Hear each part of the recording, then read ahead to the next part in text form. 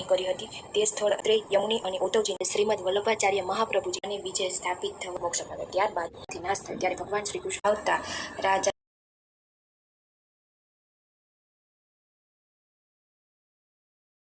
જય માતાજી, જય માધવરાય મિત્રો. આજે આપણે આવી ગયા છીએ પ્રાચી તીર્થ, જ્યાં લોકો પિતૃ કાર્ય માટે, શ્રાદ્ધ વિધિ માટે આપણા ગુજરાત રાજ્ય અને સમગ્ર દેશમાંથી લોકો અહીંયા પોતાના પિતૃ કાર્ય માટે હજારો કિલોમીટરો દૂરથી પણ અહીં આવે છે. અને એમાંય આજે સોમવતી અમાસ છે, તો સવારના પોરમાં લોકોની ભીડ અહીંયા થવા માંડી છે. અને હજુ તો સવારના 6 વાગ્યા છે, પણ અહીંયા લોકોની ભીડ ખૂબ જ છે.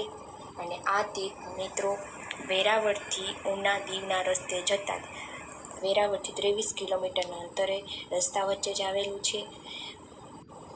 આ પ્રાચી તીર્થમાં પિતૃયજ્ઞ એટલે કે શ્રાદ્ધ વિધિ કરવાથી મનુષ્યને ધન, યશ અને સંતાન સુખની પ્રાપ્તિ થાય છે, તથા પિતૃની પ્રશંસા થાય છે અને પિતૃને મોક્ષ મળે છે. આ પ્રાચી શબ્દ સંસ્કૃત ભાષાનો શબ્દ છે, જેને પ્રાચીને સંસ્કૃત ભાષામાં પૂર્વ દિશામાં કહેવાય છે. મિત્રો તમે જોઈ શકો છો અહીંયાની સોમવતી અમાસના દિવસે લોકોની ભીડ. અહીં સરસ્વતી નદીમાં સ્નાન કરી અને પિતૃને પાણી રેડવાથી પિતૃને મોક્ષ થાય છે. આપણા જીવનમાં ધન, સુખ, સંપત્તિની અવધિ થાય છે અને આપણા પિતૃઓને સુખ શાંતિ મળે છે, એને મોક્ષ મળે છે. તેથી લોકો હજારો કિલોમીટર દૂરથી સવારના પોરમાં અડધી રાતથી લોકો અહીંયા અમાસના દિવસે પાણી રેડવાનું પસંદ કરતા હોવાથી અનેક લોકો અહીંયા જે હજી 6 વાગ્યા છે સવારના, પણ જો લોકોની ભીડ તમે જોઈ શકો છો. કેટલા લોકો સ્નાન કરી અને પછી ભગવાન પાસે પોતાના પિતૃને મોક્ષ માટે પ્રાર્થના કરશે. અન્નદાન કરી પિતૃઓ માટે મોક્ષ કાર્ય માટે અહીં લોકો આવે છે. દરેક મનુષ્ય પિતૃના ઋણમાંથી મુક્ત થવા માટે અહીં સરસ્વતી નદીમાં સ્નાન કરી, દાન પુણ્ય કરી પ્રાચીના પીપળે પાણી રેડે છે.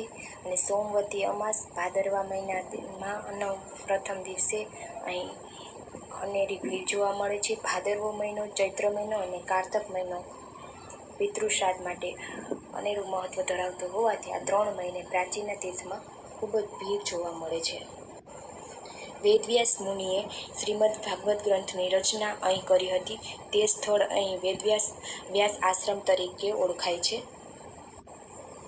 ત્યાર પછી શ્રી મૈત્રેય, યમુની અને ઉદ્ધવજીને અહીં ભગવાને શ્રીમદ ભગવદ્ ગીતાનું જ્ઞાન આપ્યું હતું.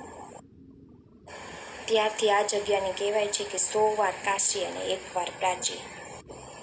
ભગવાન શ્રી કૃષ્ણ આ પ્રાચી તીર્થને એવું વરદાન આપતા ગયા કે કળિયુગમાં જે કોઈ માણસ તમારા પિતૃની પાછળ શ્રદ્ધાભાવથી પિતૃ કાર્ય કરો, તેના 7 પેઢીના પિતૃને હું મોક્ષ આપવાની જવાબદારી હું સ્વીકારું છું મારી. ત્યારથી પિતૃના શ્રાદ્ધ માટે લોકો હજારો કિલોમીટર દૂરથી અહીં આવે છે અને પિતૃને શ્રાદ્ધ કાર્ય કરે છે. અને તેથી તો કહેવાય છે કે 100 વાર કાશી અને 1 વાર પ્રાચી. વૈષ્ણવ આચાર્ય શ્રીમદ વલ્લભાચાર્ય મહાપ્રભુજી પ્રાચીએ પધાર્યા હતા.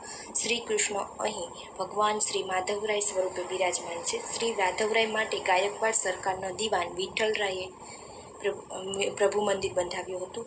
મૂર્તિ લેવા જતાં આ મૂર્તિ સરસ્વતી નદીના કિનારે જમીનમાં ઉતરી ગઈ હતી, જે આગળ આપણે માધવરાય તરીકે ઓળખીએ છીએ. તેને આપણે આગળ જોવા જશું.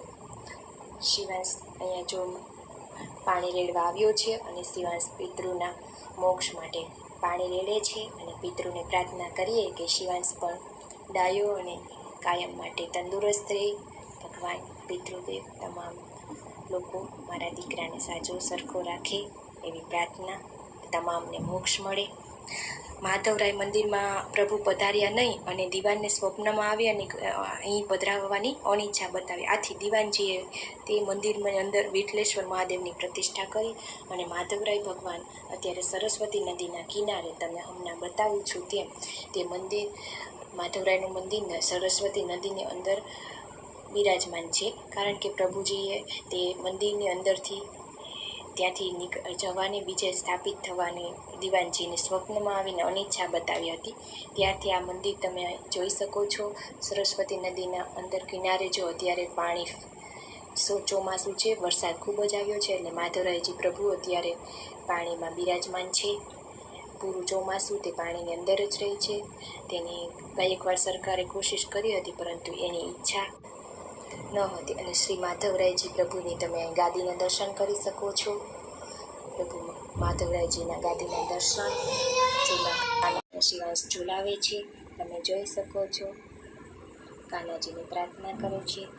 માધવરાયજી પાંડવો અને કૌરવનું યુદ્ધ થયું હતું ત્યારે તેમને 3 શ્રાપ લાગ્યા હતા: બ્રહ્મ હત્યા, પિતૃ હત્યા અને ગોત્ર હત્યાનું. તેના કૌરવો 100 ભાઈઓને માર્યા હતા, તેથી તેને પાપ લાગ્યો હતો. ત્યારે ભગવાનને પાંડવોએ આ શ્રાપમાંથી મુક્ત થવા માટે કહ્યું. ત્યારે ભગવાને તેને કહ્યું કે તમે 68 તીર્થની યાત્રા કરો, જ્યાં તમને શાંતિ મળે, અને જ્યાં નદી પૂર્વ તરફ વહેતી હોય ત્યાં તમે તમારા પિતૃના શ્રાદ્ધ માટે પ્રાર્થના કરજો. ત્યારે પાંડવો આ જગ્યા ઉપર આવ્યા, ત્યાં તેમને પ્રમાણ મળ્યું અને તેમને 64 ડગલા ચાલી અને અહીંયા યુધિષ્ઠિરે પોતાના યોગ બળથી પીપળાને વાવ્યો અને તેના યોગ બળથી પીપળાને મોટો કર્યો. અને અહીંયા તેમણે તમામ પિતૃઓને પાણી રેડી અને તેમના ભાઈઓને મોક્ષની પ્રાપ્તિ અપાવી. અહીંયા પિતૃતર્પણ શ્રાદ્ધ કાર્ય કર્યું અને તેના પિતૃઓને મોક્ષ અપાવ્યા. ત્યારબાદ ગાંધારીએ પણ ભગવાન કૃષ્ણને કહ્યું કે હે ભગવાન, જો તમે ધાર્યું હોત તો મારા પુત્રો ન હણાત અને તમે અહીંયા મારા પુત્રો જીવિત હોત. તેથી હું તમને શ્રાપ આપું છું કે જેમ મારા પુત્રોનો નાશ થયો તેમ તારા કુળનો પણ નાશ થાય. ત્યારે જ ભગવાન કૃષ્ણના કુળ યદુકુળનો પ્રભાસ પાટણમાં 68 કોટી યદુકુળનો અંદરો અંદર ઝઘડાથી નાશ થયો. ત્યારે ભગવાન શ્રી કૃષ્ણએ પણ આ જગ્યા ઉપર આવી અને તેના કુળને મોક્ષ અપાવવા માટે પિતૃઓને પાણી આ પીપળે રેડ્યો હતો. અને ત્યારથી અહીં તમામ લોકો પોતાના પિતૃઓના શ્રાદ્ધ માટે, અને ભગવાન કૃષ્ણએ પણ આશીર્વાદ વરદાન આપ્યું હતું કે જે કોઈ પોતાના કુળના લોકોનો અહીં પિતૃ કાર્ય કરશે કે પાણી રેડશે, તેના 7 પેઢીના કુળના મોક્ષ અપાવવાની જવાબદારી મારી. ત્યારથી અહીં હજારો લોકો આવે છે અને પાણી રેડી નદીમાં સ્નાન કરી, આ પૂર્વવાહિની નદીને સ્નાન કરી અને નદી કાંઠે આવેલા પીપળાના પાણી રેડી અને પોતાના પિતૃઓને મોક્ષ માટે પ્રાર્થના કરે છે. સર્વ લીલા કરી ભગવાન કૃષ્ણ જ્યારે પીપળે બેઠા હતા, ત્યારે જરા નામના પારધીએ તેમને બાણ માર્યું અને ભગવાનના પગમાં વાગ્યું. એ ભગવાન ઘાયલ અવસ્થામાં ભગવાનને ત્યાંથી ભાલકા લઈ જવામાં આવ્યું. ત્યાં તેના પગમાંથી બાણ કાઢ્યું, તે જગ્યાએ ભાલકા તીર્થ કરી.